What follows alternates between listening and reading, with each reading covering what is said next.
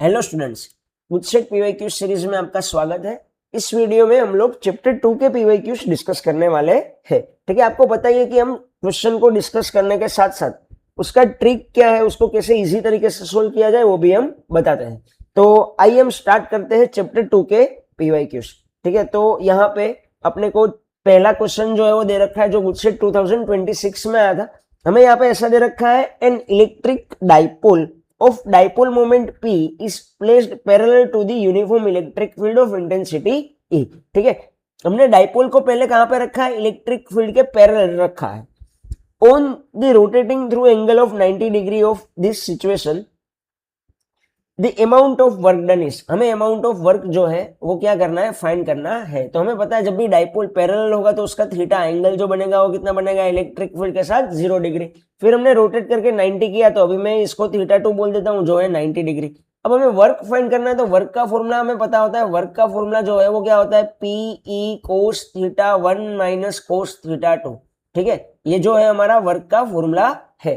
तो अपना फॉर्मूला जो है वो बनेगा P cos theta 1 minus cos theta 2। Direct हम वैल्यू रखते हैं पी कोस 0। कोस 0 की वैल्यू कितनी होती है, कोस 0 जो है वो होने वाला है 1 माइनस कोस 90। कोस 90 जो है कितना होगा, 0 होगा। तो 1 माइनस 0 इज 0। तो डायरेक्ट अपना आंसर जो है वो क्या आएगा, पीई। तो पहले में आंसर जो है वो आएगा सी पीई।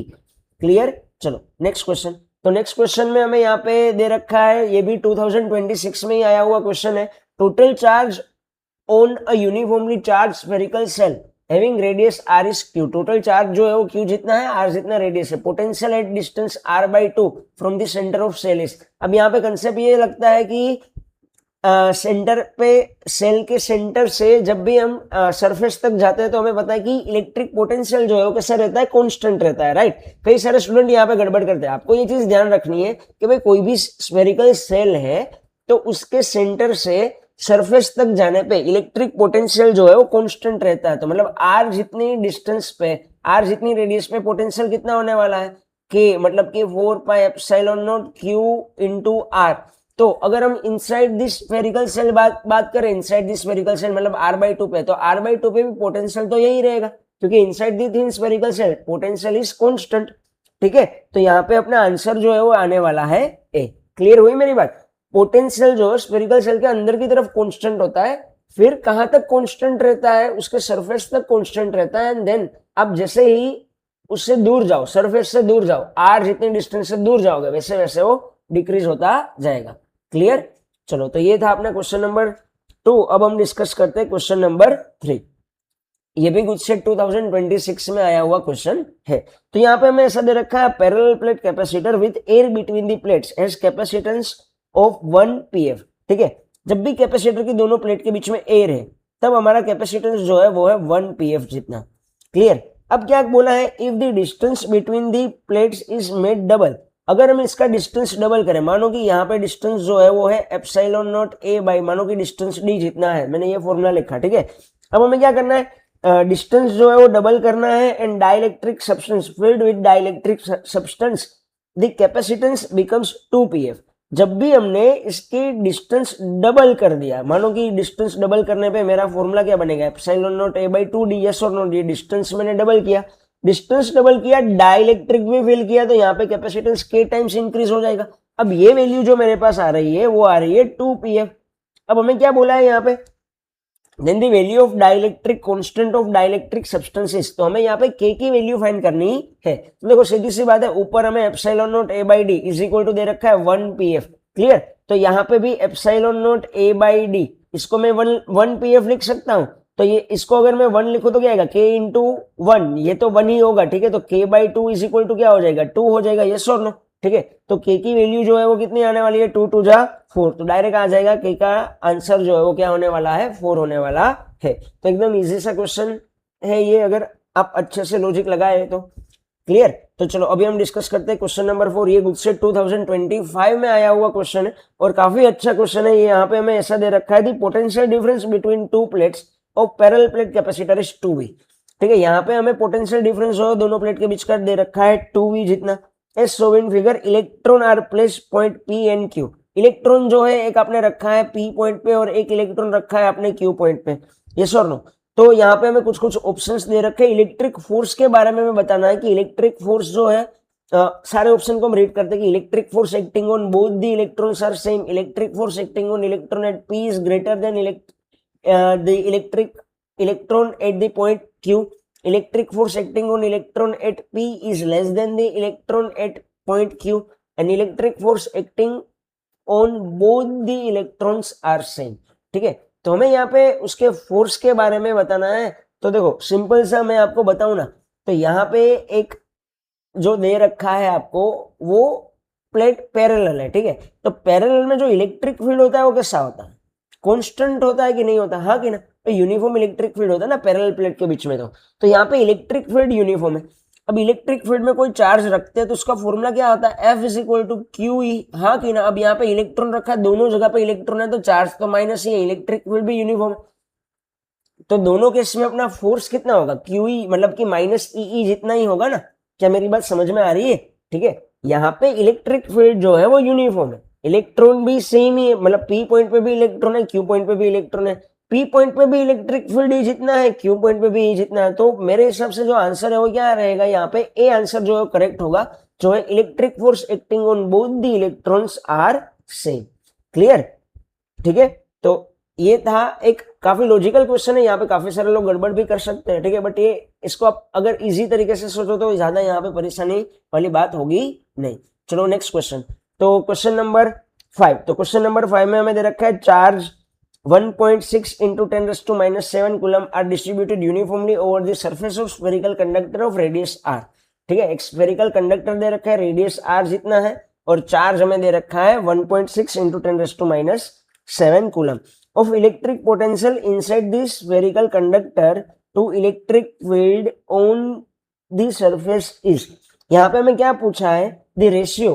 ओके, यहाँ पे ऐसा लिखा है the ratio of electric potential inside the spherical conductor to electric field on the surface is। हमें रेशियो फाइंड करना है, किसका रेशियो फाइंड करना है, तो इलेक्ट्रिक फील्ड एंड पोटेंशियल का। ठीक है, electric potential to electric field, तो हमें यहाँ पे V बाई ई फाइंड करना है।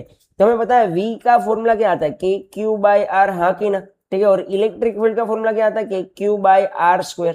तो के क्यू कैंसिल हो जाएगा, एक एक आर कैंसिल हो जाएगा। तो अब यहाँ पे बचने क्या वाला है, यहाँ पे सिर्फ बचेगा आर, यस और नो। ठीक है, तो V by E is equal to क्या बचने वाला है, आर बचने वाला है। तो अपना आंसर जो है यहाँ पे डायरेक्ट मुझे दिख रहा है कि बी जितना आंसर, बी ऑप्शन जो है वो सही होना चाहिए। तो यहाँ पे करेक्ट आंसर जो है वो होगा बी। अब इसको सोल्व करोगे तो डायरेक्ट आंसर क्या आ रहा है, आर। क्लियर? तो ये एक इजी सा क्वेश्चन दे रखा था 2025 में। और भी एक यहाँ पे 2025 का क्वेश्चन है। यहाँ पे हमें क्या दे रखा है, as shown in figure plus Q minus Q are place on the vertices of square. Okay, vertices of square पे हमने ऐसा चार्जेस को रखा है। Etch side length is 2l, सारी साइड जो है उसकी लेंथ कितनी दे रखी है, हमें यहाँ पे 2l जितनी दे रखी है।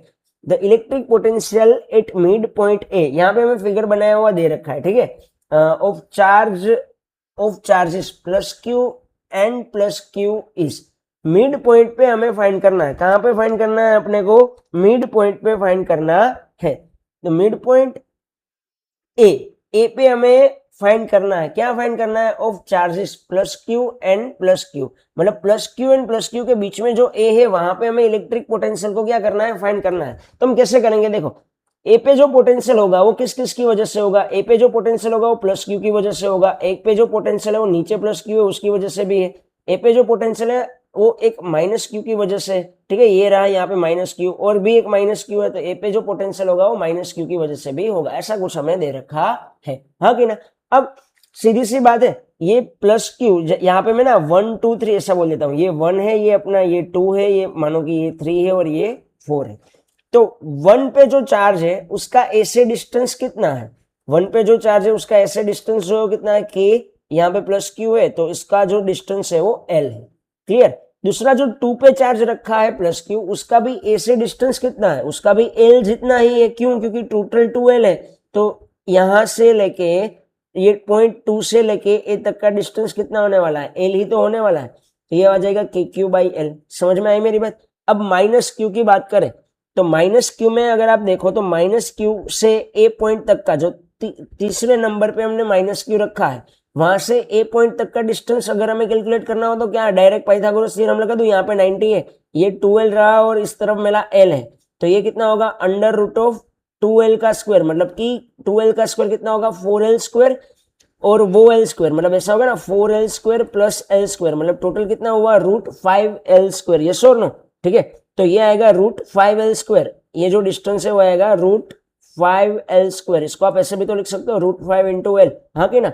तो यहाँ पे क्या आ जाएगा के, अब यहाँ पे माइनस चार्ज है तो मैं आगे डायरेक्ट माइनस लिख देता हूँ, और ये आएगा रूट 5 इंटू एल, सॉरी यहाँ पे आर नहीं करेंगे हम, यहाँ पे क्या करने वाले हैं, यहाँ पे हम एल करेंगे, ठीक है। ये जो है वो आर नहीं होगा, यहाँ पे एल होगा, क्लियर। फिर यहाँ पे भी सेम माइनस, ऊपर वाला भी डिस्टेंस कितना होगा रूट 5l ही तो होगा, क्योंकि ये दोनों तो सेम ही है ना, फोर्थ वाला चार्ज, तो यहाँ पे भी अपना डिस्टेंस जो है क्या होने वाला है के क्यू रूट 5l। क्या मेरी बात समझ में आएगी नहीं, ठीक है। जो भी माइनस वाले चार्जेस है उससे ए पॉइंट तक का जो डिस्टेंस है वो कितना होने वाला है रूट 5 है, एंड प्लस में जो चार्जेस है उसकी वजह से जो है वो कितना आने वाला है एल। तो अभी हम डायरेक्ट इसको ऐड करें, तो इन दोनों को ऐड करूं तो के क्यू बाई एल, के क्यू बाई एल, तो ये क्या आएगा 2k बाई एल, हाँ कि ना। फिर इन दोनों को भी ऐड करने पे क्या आएगा 2k by root 5 into L, yes और नो, ठीक है। तो यहाँ पे कॉमन क्या आ रहा है, तो कॉमन आ जाएगा 2k बाई एल, कॉमन आ गया, यहाँ पे बचा क्या 1 माइनस 1 अपॉन रूट 5, ऐसा कौन सा ऑप्शन दिख रहा है, यस ऐसा ऑप्शन मुझे दिख रहा है डी। तो यहाँ पे करेक्ट आंसर जो है वो है डी सॉरी, ठीक है। तो आई होप कि ये क्वेश्चन आपको समझ में आ गया होगा, क्लियर। चलो नेक्स्ट क्वेश्चन, तो नेक्स्ट क्वेश्चन जो है गुडसेट 2024 में आया हुआ क्वेश्चन है, potential eight the potential at the point B is given in figure is, okay यहाँ पे हमें B पॉइंट पे पोटेंशियल कितना होगा वो हमें फाइंड करना है, क्लियर। तो कैसे सोल्व करेंगे देखो ये क्वेश्चन को, तो यहाँ पे मैं क्या करता हूँ, हमें पता है पोटेंशियल जो है, मैं पहले A एंड B के बीच का पोटेंशियल डिफरेंस फाइंड करूंगा, फिर B एंड C के बीच का पोटेंशियल डिफरेंस फाइंड करूंगा, राइट। वहां से हम कुछ ना कुछ सोल्व करेंगे, ठीक है। तो पहले तो अगर मैं देखूं ए एंड बी के बीच में क्या होगा, तो ए पे जो पोटेंशियल है, मानो कि इसको ए पे जो पोटेंशियल है वो है 40, मानो कि बी पे जो पोटेंशियल है वो वी जितना है, कितना है वी जितना। तो अगर मुझे पोटेंशियल डिफरेंस निकालना हो, क्या निकालना हो पोटेंशियल डिफरेंस, तो बी का जो पोटेंशियल है वो है वी, माइनस ए का जो पोटेंशियल है वो कितना है 40, इस इक्वल टू क्या होगा, अब पोटेंशियल सी, यहाँ पे सी दे रखा है तो सी इज इक्वल टू क्या आता है क्यू बाई वी, हाँ कि ना। तो अगर मुझे v इज इक्वल टू लिखना हो, क्योंकि सीधी सी बात है ना v माइनस 40 मतलब उसके सामने v ही रहेगा, तो v इज इक्वल टू लिखना हो तो क्या आ जाएगा q बाई c। तो यहाँ पे q जो है वो मैं एज इट इज ही रखता हूं अभी, एंड c की वैल्यू कितनी दे रखी है 2 माइक्रो फेराडे दे रखी है, तो ये मैंने लिख दिया 2 माइक्रो फेराडे। तो टोटल पोटेंशियल डिफरेंस जो है कैपेसिटर की प्लेट C1, कैपेसिटर C1 के बीच में पोटेंशियल डिफरेंस जो है वो होने वाला है v minus 40 is equal to q by 2 micro farad. ऐसे ही अगर मुझे 3 माइक्रो फेराडे के कैपेसिटर के प्लेट के बीच में पोटेंशियल डिफरेंस लिखना हो तो वो क्या आएगा 10 माइनस वी, यस और no, 10 minus V is equal to क्या आ जाएगा, इज इक्वल टू क्या आएगा, यस इज इक्वल टू आने वाला है क्यू बाई 3 माइक्रो फेराडे। क्या मेरी बात समझ में आई कि नहीं, ठीक है। यहाँ पे जो टोटल पोटेंशियल है इन बिटवीन C2 वो क्या आने वाला है, तो वो होने वाला है 10 माइनस वी, ये मानो कि ये फाइनल है, ये माइनस मानो कि ये इनिशियल हो गया दूसरे केस के लिए, ठीक है। तो final minus initial 10 minus V is equal to Q by 3 micro farad. ये मैंने ये फॉर्मूला लगाया क्यू बाई सी में कर रहा हूँ। क्या मेरी बात समझ में आई कि नहीं है। अब कई लोग बोलेंगे कि भाई यहाँ पे क्यू सेम क्यू है, Q1 एंड Q2 क्यू नहीं किया, भाई तो कैपेसिटर सीरीज में कनेक्ट है, सीरीज में क्यू जो है चार्ज कैसा रहता है, सेम रहता है। तो अगर मैं यहाँ पे ऐसा लिख सकता हूँ ना 2 micro farad into V minus 40 is equal to 3 micro farad into 10 minus V, हाँ कि ना, ऐसा होगा कि नहीं होगा, भाई दोनों ही क्यू के इक्वल है। इसको आप यहाँ पे भेज दो तो ये भी क्यू के इक्वल हो जाए, इसको यहाँ पे भेजो तो ये भी क्यू के इक्वल हो जाए, दोनों क्यू के इक्वल है तो मैं दोनों की क्या कर सकता हूँ, कंपैरिजन कर सकता हूँ। तो ये माइक्रो माइक्रो तो क्या होने वाला है, यहाँ पे कैंसिल ही होने वाला है। तो अगर हम इसको अंदर भेजे तो होगा 2v minus 80 is equal to 30 minus 3v, yes और नो। इसको अगर हम सोल्व करें तो ये 3v को मैं यहाँ पे ले लूंगा तो ये 2 प्लस 3 ये हो जाएगा 5v is equal to 80 minus है, यहाँ पे आएगा प्लस होगा, तो यहाँ पे क्या आने वाला है 110। तो v इज इक्वल टू क्या आने वाला है 110 बाई 5। तो फाइनल आंसर क्या होगा, फाइनल आंसर जो है वो होने वाला है 22, ठीक है 22 इंटू 5 करने पे 1110 आए, ठीक है। तो अपना फाइनल आंसर जो है होगा 22। क्लियर। चलो, तो अगर हम देखें नेक्स्ट क्वेश्चन, तो नेक्स्ट क्वेश्चन में जो है वो हमें 2024 में ही आया हुआ क्वेश्चन है। क्या बोल रखा है ये क्वेश्चन में, तो यहाँ पे हमें दे रखा है parallel plate capacitor air between the plates as capacitance of 4 microfarad है, ठीक है। तो यहाँ पे हमें एक कैपेसिटर जो है वो दे रखा है पीएफ दे रखा है हमें यहाँ पे। If the distance between the plates is reduced by half, distance को क्या किया है, हाफ किया है, and the space between them is filled with substance of dielectric constant 6। अब देखो 2026 में भी प्लेट का डिस्टेंस डबल किया था, यहाँ पे कैसा कर दिया है, यहाँ पे हाफ कर दिया। देखो, तो यहाँ पे हमें कैपेसिटेंस कितना होगा वो हमें फाइंड करना है। तो जब एयर है कैपेसिटर की प्लेट के बीच में, तो मैंने कैपेसिटेंस रखा सी नोट इज इक्वल टू क्या होगा 4pf, हाँ की ना। तब डिस्टेंस डी जितना है मैंने लिख दिया epsilon not a by D. अब क्या हो रहा है कि जब भी हम डिस्टेंस हाफ कर रहे हैं, नया कैपेसिटेंस मानो सी जितना है, डिस्टेंस को आपने क्या कर दिया है, हाफ कर दिया, तो ये हो गया d/2। एंड उसके बीच में हमने डाइलेक्ट्रिक कांस्टेंट भी रख दिया है, जिसका कांस्टेंट जो है वो कितना है, 6 जितना है। तो ये 6 है और ये 2 डिनोमिनेटर का डिनोमिनेटर ऊपर जाए तो ये कितना आ जाएगा 12 epsilon not a by D. ऐसा होगा कि नहीं होगा। तो epsilon not a by D की वैल्यू अपने को दे रखी है कितनी है 4, तो 4 इंटू 12 करोगे कितना आंसर आएगा, 4 इंटू 12 करने पे आंसर जो है वो अपना होने वाला है 48 pf। क्लियर हुई मेरी बात की नहीं हुई। तो ऐसे क्वेश्चन जो है वो बार बार पूछे जाते हैं, आप थोड़ी प्रैक्टिस करोगे तो यहाँ पे कोई मिस्टेक होने के चांसेस नहीं होते हैं, ठीक है। थोड़ी प्रैक्टिस करना, नहीं समझ में आया तो आप कमेंट में हमें बता सकते हो। चलो, अब क्वेश्चन नंबर 9। तो क्वेश्चन नंबर 9 में हमें ऐसा दे रखा है, radius of spherical charge shell is 10 centimetre and electric potential on its surface is 100। Okay, एक स्फेरिकल चार्ज दे रखा है, रेडियस जो है 10 सेंटीमीटर है और उसके सरफेस पे पोटेंशियल जो है वो है 100। Then the potential at 2 centimetre. अब देखो 2 सेंटीमीटर कहाँ पे होगा, अंदर होगा ना भाई। इसका रेडियस मानो 10 सेंटीमीटर है, ये जो है वो 10 सेंटीमीटर है, तो 2 सेंटीमीटर कहाँ पाएगा, इसके कहीं पे अंदर ही तो आएगा, हाँ कि ना। ठीक है, तो हमें पता है कि भाई inside the conductor electric potential is constant, तो हम डायरेक्ट कर देंगे यहाँ पे 100। मैंने आपको ये क्वेश्चन पहले भी बताया था कि भाई स्फेरिकल सेल हो, कंडक्टर हो, उसके अंदर पोटेंशियल जो है कांस्टेंट होता है। रेडियस से आप दूर जाओ फिर वो क्या होता है, आर के साथ डिक्रीज होता है। तो यहाँ पे डायरेक्ट आंसर आएगा 100। क्लियर। चलो नेक्स्ट क्वेश्चन। तो नेक्स्ट क्वेश्चन जो है अपने को बुटशेट 2024 में देखने को मिला था। अब यहाँ पे क्वेश्चन ऐसा कह रहा है कि an electron is accelerated through potential difference. Potential difference हमें दे रखा है 2.5 volt. Energy gain by electron is, energy gain जो है वो अपने को फाइंड करना है। ठीक है, तो देखो यहाँ पे मैं सिंपल सा फॉर्मूला लगाता हूं कि जितना पहले जब पोटेंशियल होता है और कुछ चार्ज है तो हमारे पास पोटेंशियल एनर्जी होती है, राइट। तो पोटेंशियल एनर्जी जो भी जितनी भी होती है वो किस में कन्वर्ट हो जाती है, जब वो मोशन में होता है तो काइनेटिक एनर्जी में कन्वर्ट हो जाती है। तो यहाँ पे मैं ऐसा लिख सकता हूँ कि ½ mv² इज इक्वल टू क्या आ जाएगा, पोटेंशियल एनर्जी का formula E into V, QV। ठीक है, तो यहाँ पे अगर हम देखें तो E की जो वैल्यू दे रखी है, E की वैल्यू जो है वो कितनी है, E की वैल्यू में कोई फाइंड करने की जरूरत नहीं है भाई, अपने को आंसर जो है वो EV में भी ऑप्शन है।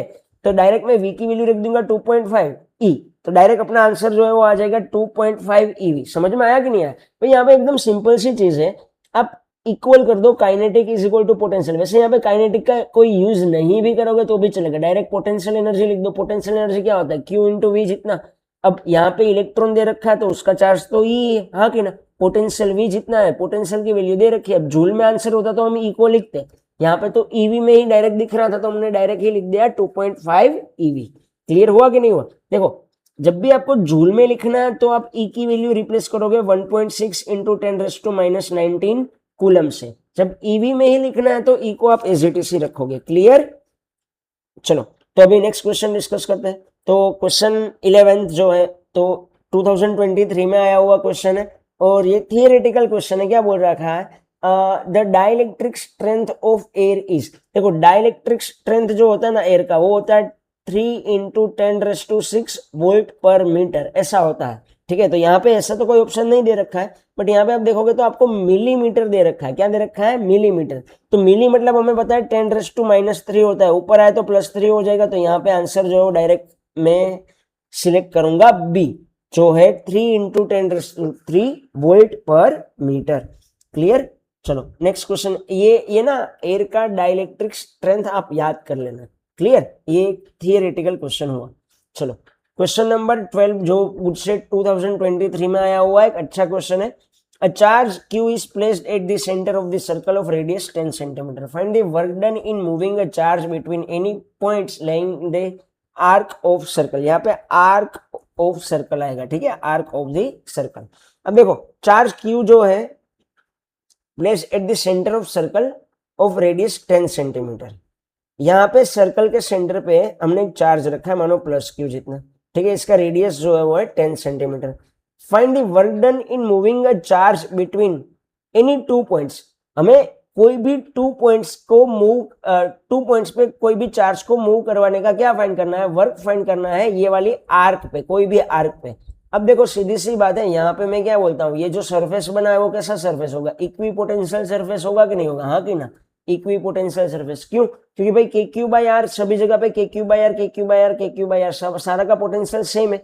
वर्क का फॉर्मूला होता है Q डेल्टा V। तो Q फाइनल माइनस इनिशियल, आप कहीं पे भी घुमाओ पोटेंशियल तो सेम ही रहने वाला है ना, तो फाइनल भी सेम है इनिशियल भी सेम है, तो वर्क कितना आ जाएगा, 0। याद रखना इक्विपोटेंशियल सरफेस पे चार्ज को कहीं पे भी घुमाने पे वर्क 0 होता है। इक्विपोटेंशियल सरफेस पे चार्ज फ्री में घूमता है, ठीक है, उसका कोई हमें वर्क करना पड़ता नहीं है। क्लियर हुआ? तो यहाँ पे सिंपल सा आंसर जो है वो आ जाएगा डी। चलो नेक्स्ट क्वेश्चन जो है मुझसे 2022 में आया हुआ क्वेश्चन है, और ये क्वेश्चन जो है टेक्स्ट बुक के एग्जाम्पल जैसा ही है, आप वही मान सकते हो इसको, ठीक है। Molecule of substance has permanent electric dipole moment of magnitude. Permanent electric dipole moment एक सब्सटेंस का दे रखा है 10⁻29 कूलम इंटू मीटर।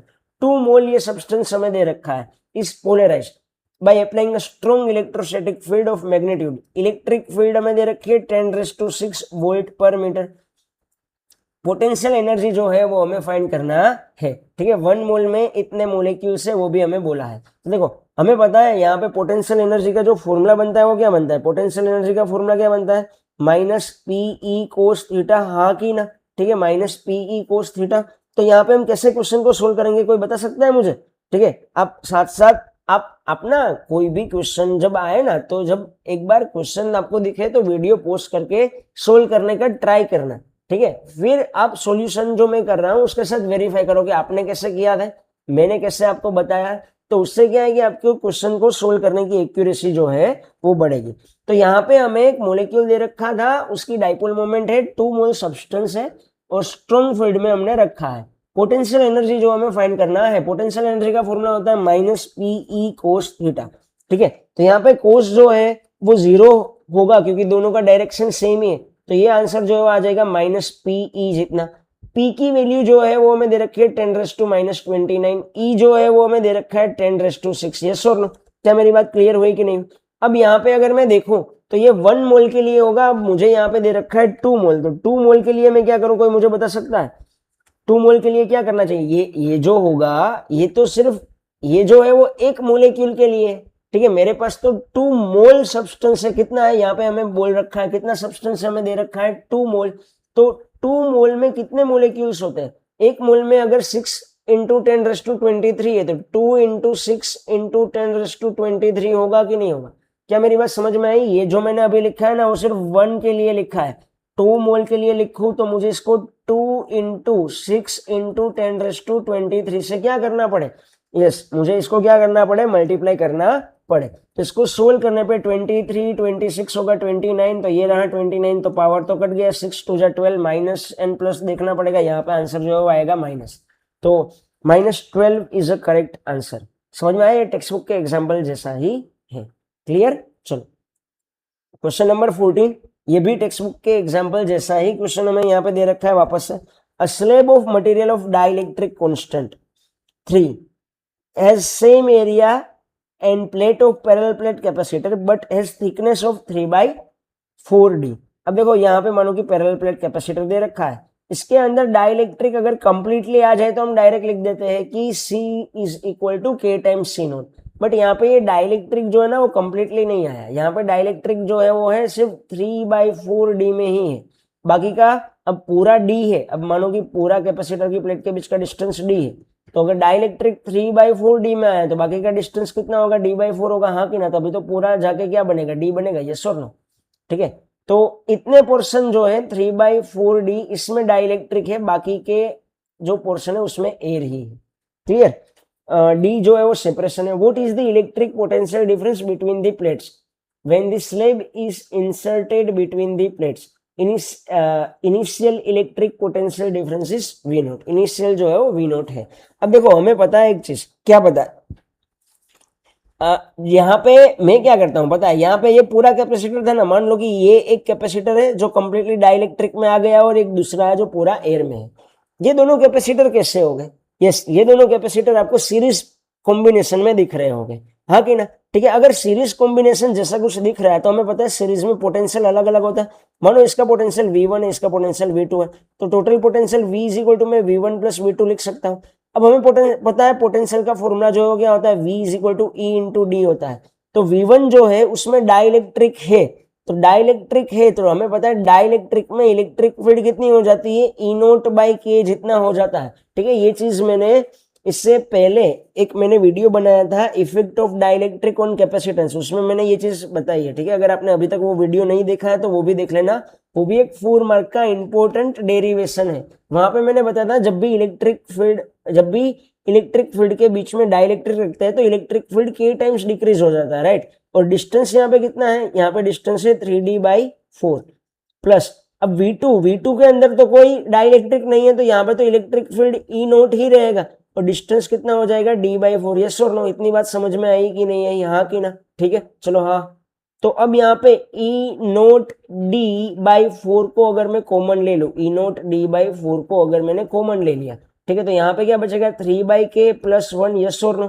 ठीक है, अब यहाँ पे E0/D कितना होता है, E0/D जो है E0D जो है वो हो जाता है V0, तो V0/4 हुआ है। साथ साथ हमें K की वैल्यू आई थिंक दे रखी है, K की वैल्यू कितनी दे रखी है 3, तो 3 से 3 कैंसिल हो गया तो 1 + 1 हुआ 2। ठीक है, तो 2 से 2 वापस से कट होगा, V0/4 दे रखा है इंटू यहाँ पे हुआ 2 से 2 वापस से कट हुआ, आंसर जो है वो आया V0/2।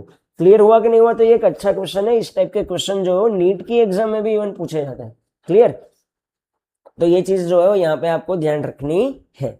चलो, तो अभी हम डिस्कस करते हैं क्वेश्चन नंबर 15। तो क्वेश्चन नंबर 15 जो है वो अपने को गुडसेट 2022 में आया हुआ है। यहाँ पे हमें दे रखा है how will you connect 4 capacitor each of capacitance. हमें 4 कैपेसिटर कनेक्ट करना है और सबका कैपेसिटेंस जो है वो है 4 माइक्रोफेराड है, for having equivalent capacitance 1.6 microfarad है। ठीक है, तो हमें यहाँ पे 4 माइक्रोफेराडे के कैपेसिटर को ऐसे कनेक्ट करना है कि उसका इक्विवेलेंट कैपेसिटेंस कितना हो जाए, 1.6 माइक्रोफेराडे हो जाए। तो देखो पहले तो मैं ऐसा बोल रहा हूं कि बी ऑप्शन तो नहीं आएगा, यहाँ पे हम ऑप्शन देख के काम करेंगे। क्यों, सॉरी बी नहीं, सी ऑप्शन तो नहीं आएगा। ठीक है, बी तो आ भी सकता है, नहीं भी आ सकता है, बी नहीं। यहाँ पे मैं क्या बोल रहा हूँ कि सी ऑप्शन तो नहीं ही आएगा। क्यों भाई, पैरेलल में कैपेसिटेंस का फॉर्मूला क्या आता है, C1 + C2 + C3 up to सोन, हाँ कि ना। तो जब आप चारों कैपेसिटर को पैरेलल में लगाओगे तो सम होने वाला है, तो सम होगा तो क्या आएगा 16 माइक्रोफेराडे आ जाएगा। यस और नो। जब आप पैरेलल में कनेक्ट करते हो तो सारे कैपेसिटर का क्या होता है, कैपेसिटर के कैपेसिटेंस का सम होता है। अगर एक 4 का है तो 4 का सम करोगे तो कितना आएगा 16 माइक्रोफेराडे, ये तो आ ही नहीं सकता है। अगर चारों सेम है, अगर सीरीज में कनेक्ट किया है तो कैपेसिटेंस जो है वो हो जाता है C0/n जितना, ये भी आपको पता ही होगा। ठीक है, ये भी मैंने बताया है मेरी सीरीज एंड पैरेलल कैपेसिटर के कॉम्बिनेशन वाली सीरीज में। तो ये जो है वो हो जाएगा 4 माइक्रोफेराडे, 4/4 ये होने वाला है 1 माइक्रोफेराडे। तो सीधी सी बात है कि भाई ये तो ना तो चारों सीरीज में है ना तो चारों पैरेलल में है। ठीक है, अब अपने पास और 2 ऑप्शन बचते हैं, तो आइए हम उसको सोल्व करते हैं। ये बोल रहा है 2 पैरेलल में एंड 2 सीरीज में, तो चलो 2 को पैरेलल में कर दिया, तो इसके 2 पैरेलल में है तो 2 4 के पैरेलल में हो तो कितना हो जाता है 8 माइक्रोफेराडे। अगर सीरीज में है तो कितना हो जाएगा /2 हो जाएगा, तो ये हो जाएगा 2 माइक्रोफेराडे। यस और नो, 2 पैरेलल में एंड 2 जो है वो मैंने कैसे कर दिया सीरीज में। तो अगर हम यहाँ पे 2 पैरेलल में एंड 2 सीरीज में कनेक्ट करते हैं तो पहले मानो कि C1 एंड C2 का ये मिला है, C3 एंड C4 का ये मिला, सपोज की ठीक है, तो वापस से ये दोनों जो है वो भी कैसे हो जाएंगे, सीरीज में तो हो जाएंगे। अरे मैं देखो ऐसा कह रहा हूं कि ये एक कैपेसिटर है, इसके साथ आपने दूसरा कैपेसिटर लगाया जो सीरीज में है, इसके साथ हमने बाकी के दो कैपेसिटर लगाया जो पैरेलल में है। ठीक है, तो पैरेलल वाले जो कैपेसिटर्स है उसको मानो कि मैंने बोल दिया, क्या बोल दिया पैरेलल वाले को, C1 एंड C2। मानो ये C1 है, ये C2 है, ये C3 है एंड ये C4 है। आपने जब इन दोनों को सोल्व किया तो आपका आंसर जो है वो आया 2 माइक्रोफेराड है। आपने जब इन दोनों को सोल्व किया तो आपका आंसर जो है वो आया 8 माइक्रोफेराड है। अब ये 8 एंड 2 भी कैसे हुए, पैरेलल में हुए। तो पैरेलल में हमें पता है इक्विवेलेंट कैपेसिटेंस क्या होता है, दोनों का मल्टीप्लीकेशन मतलब 16, नीचे दोनों का एडिशन मतलब हुआ 10। तो देखो अपना आंसर आ गया 1.6 माइक्रोफेराड है। तो ए जो है वो सही आंसर होगा। समझ में आया कि नहीं आया? ठीक है, आपने दो को पैरेलल में रखा, दो को सीरीज में रखा, उसको सोल्व करने के बाद वापस से जो दो रिजल्ट आए वो कैसे होने वाले हैं, वो सीरीज में होने वाले हैं। सीरीज में कैपेसिटर का फॉर्मूला क्या बनता है, C1 C2 by C1 plus C2, हाँ कि ना। ठीक है, कैपेसिटर है ये, तो यहाँ पे 1/C is equal to 1/C1 plus 1/C2 हम लिखते हैं। क्लियर? तो यहाँ पे आंसर जो है वो आएगा ए। चलो नेक्स्ट क्वेश्चन। तो नेक्स्ट क्वेश्चन में अपने को दे रखा है 2021 में आया हुआ क्वेश्चन है ये, which of the following options is the pair of polar molecules. तो पोलर मोलिक्यूल्स क्या है भाई, H2 पोलर नहीं होता है, यहाँ पे ये दोनों पोलर है, O2 पोलर नहीं होता है, तो आंसर जो है वो बी, डायरेक्ट आंसर है बी। ठीक है, तो बी जो है वो क्या आएगा, यहाँ पे आंसर आएगा। पोलर मोलिक्यूल्स की बात थी वहां पे। ये सबसे अच्छा क्वेश्चन अभी तक का। देखो गुजसेट 2021 में आया हुआ है, find the equivalent capacitance between 2 points A and B. Given figure, ठीक है, मतलब सर्किट हमें दे रखा है, सारे कैपेसिटर जो है वो 3 माइक्रोफेराडे के है। देखो अब यहाँ पे हम कैसे सोल्व करते हैं, पहले मैं ये पहला वाला जो नेटवर्क आपको दिख रहा है ना उसको मैं सोल्व करता हूँ पहले। ठीक है, फिर दूसरे वाले को सोल्व करेंगे और वो दोनों सीरीज में है। तो जब पहले वाले को सोल्व करोगे तो हमें पता है ऊपर के जो दोनों कैपेसिटर है ये C एंड ये C, ऊपर के दोनों ये कैसे है, यस ये सीरीज में है, जहां पे करंट सेम पास होता है वो सीरीज होता है। ये मैंने पूरा वीडियो बनाया हुआ है, अगर आपने नहीं देखा है तो ये देख लेना वीडियो। ठीक है, तो ये दोनों सीरीज में, सीरीज में अगर सेम कैपेसिटेंस हो तो कितना हो जाता है, C/2 हो जाता है। तो ऊपर वाले का हो गया C/2, नीचे वाला तो C ही है, हाँ कि ना, नीचे वाला तो C है। अब वापस से इसके भी नीचे एक ब्रांच दे रखी है, ये डायरेक्ट कंटिन्यू है, तो वापस से ये सीरीज हुआ। तो सीरीज में तो क्या है, सीरीज में कैपेसिटेंस कितना हो जाता है, C/2 हो जाता है। अब देखो ये 1 है, ये बीच वाला 2 है और नीचे वाला 3 है, तो ये 1 2 3 आपको कैसे दिख रहा है, यस ये 1 2 3 पैरेलल में। तो पैरेलल में हम क्या करते हैं, पैरेलल में हम सम करते हैं। तो ऊपर का C/2, बीच वाले का C है सिर्फ, नीचे वाले का C/2। इसको सोल्व करने पे अपना आंसर जो है वो क्या निकला, 2C निकला। क्या मेरी बात समझ में आई, हाँ कि ना? ठीक है, तो इतना आई होप आपको समझ में आया होगा। ठीक है, चलो अब अगर हम दूसरे नेटवर्क के पास जाए तो दूसरे नेटवर्क में आपको थोड़ा सा ऐसा कंसेप्ट लगाना पड़ेगा। देखो यहाँ पे क्या होगा कि भाई यहाँ से करंट आ रहा होगा, थोड़ा करंट यहाँ पे गया, थोड़ा थोड़ा ऊपर की तरफ गया, थोड़ा यहाँ पे नीचे की तरफ गया, यस और नो। ठीक है, अब होगा क्या पता है, जब भी यहाँ पे पहुंचेगा ना, अगर आपने चैप्टर 3 पढ़ रखा है तो आपको एक कंडीशन पता होगा व्हिटस्टोन ब्रिज वाली।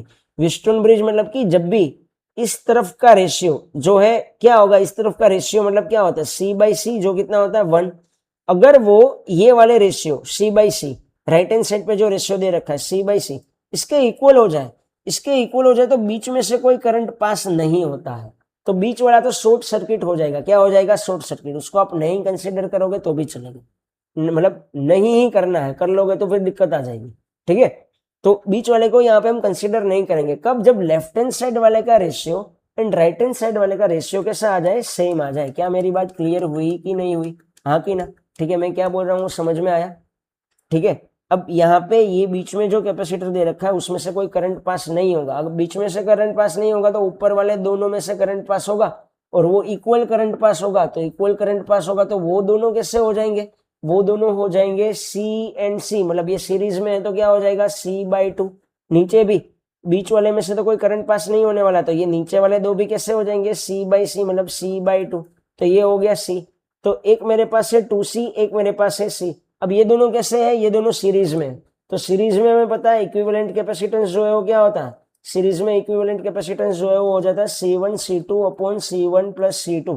तो यहाँ पे मैं अगर ऊपर लिखूं तो एक है 2C और एक है C अपॉन ये नीचे क्या आएगा 2c प्लस सी, तो ये आ जाएगा 2c square by 3c, c से c कैंसिल हुआ तो आया 2/c, c की वैल्यू 3 दे रखी है, 3 से 3 कैंसिल, आंसर आएगा 2।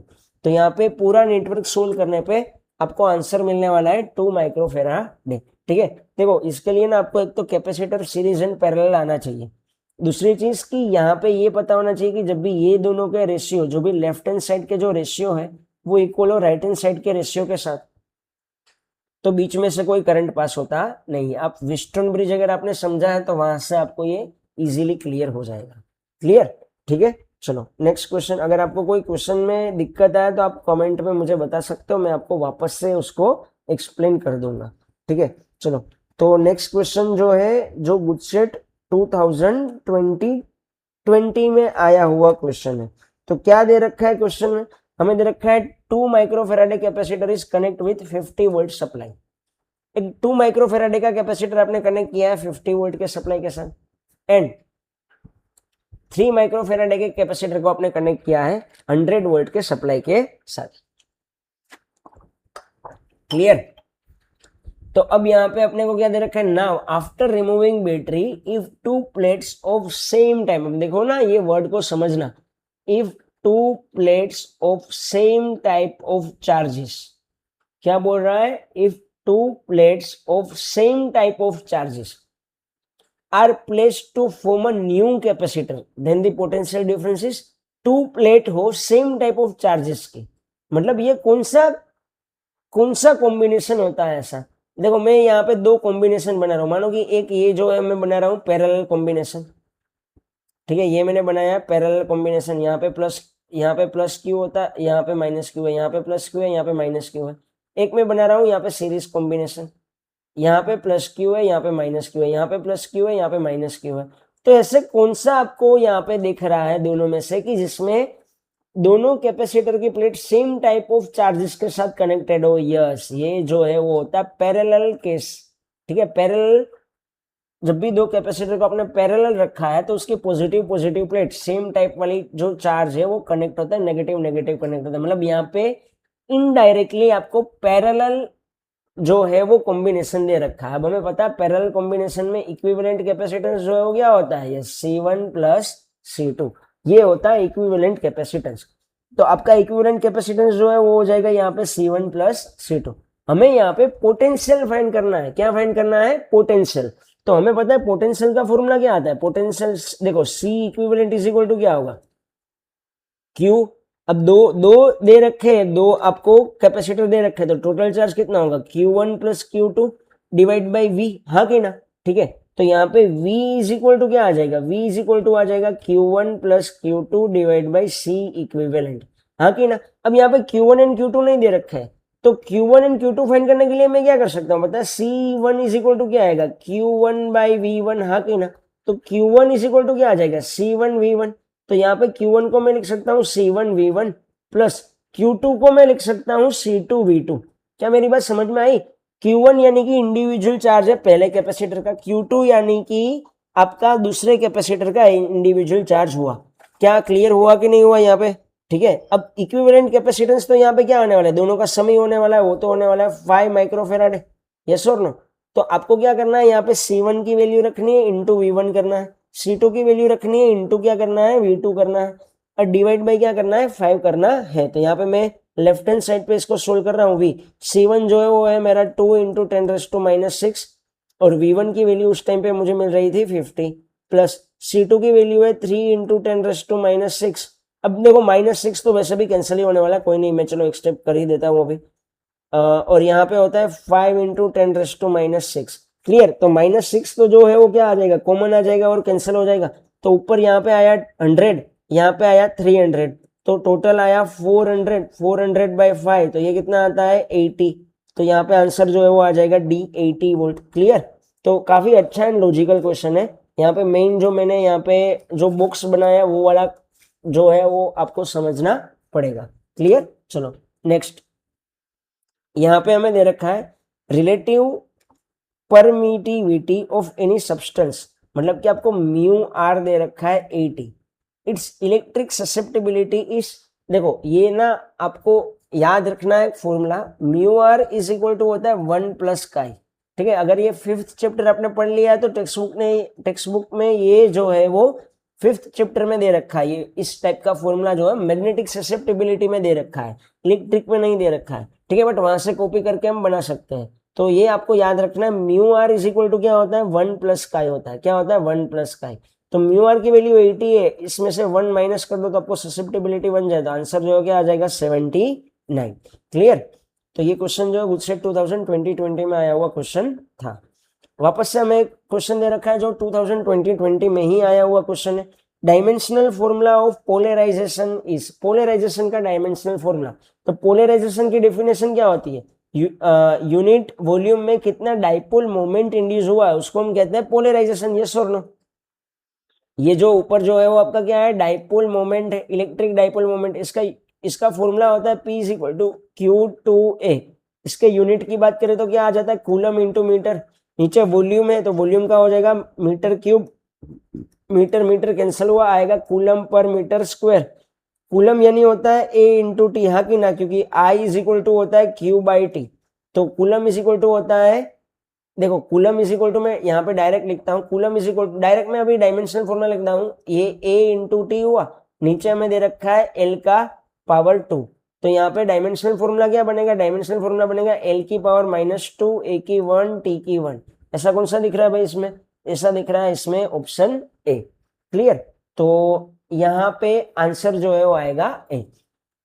तो फ्रेंड्स इस वीडियो में हमने 2026 से लेके 2020 के PYQs 2020 ठीक है, वहां तक के PYQs हमने कवर किए।